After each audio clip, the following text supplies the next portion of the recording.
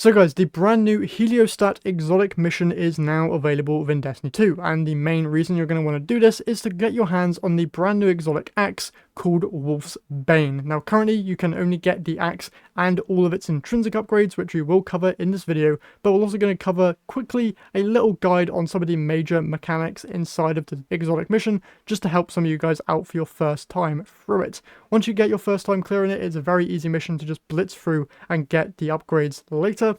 But with that said, let's first go over what this exotic axe actually does. So for its first major trait, you have a Resurgence Directive, where light attacks generate sword energy and have a chance to spawn seeking Quicksilver nanites that heal the wielder upon attaching. You then have a Nano Assault, where Quicksilver nanites that attach to the wielder charge the blade, and you can long press when fully charged to overclock the attached nanites, enhancing the blade's offensive capabilities.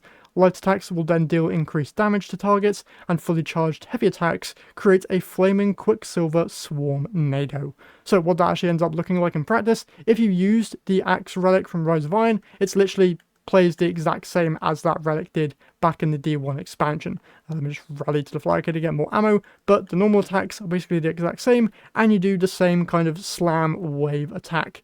But the main difference here comes with gaining sword energy. So mainly, do normal attacks, you're going to gain a whole load of sword energy and progress the Nano Assault meter there. Now as you can see, not every attack is giving me progress on Nano Assault, but once it gets to maximum, you're then able to hold reload to then overclock the weapon, allowing your normal attacks to deal more damage, and for your slam attacks to generate a tornado, which is really cool.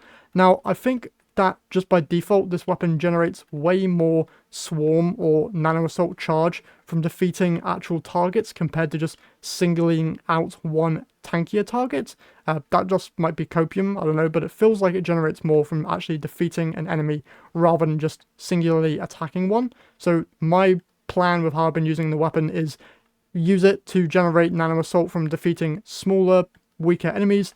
Then, once I'm fully charged up, use that charge on a much more tankier target. And it's a pretty satisfying weapon to use and is all around a good time. With that said, let's now go over the quick little guide here that I have for the mission. I'm not going to go over everything in this video because it is a pretty simple mission to understand.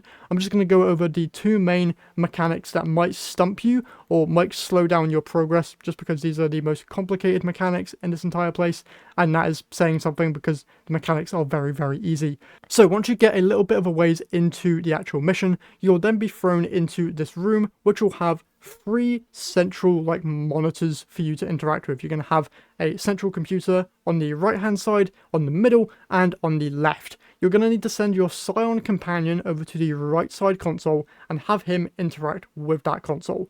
You'll then want to make your way to the middle console and take note of the symbol that is on that console. Then make your way to the left side and you will see three separate consoles there with each of a different symbol. Now taking note of the middle console's symbol will allow you to easily see what symbol you need to interact with here to then activate the lift. And interacting with the incorrect symbol here will turn the room into a death room, but if you heal through it with a healing grenade or other healing effects, you shouldn't die, but it's meant to kill you if you get the incorrect symbol.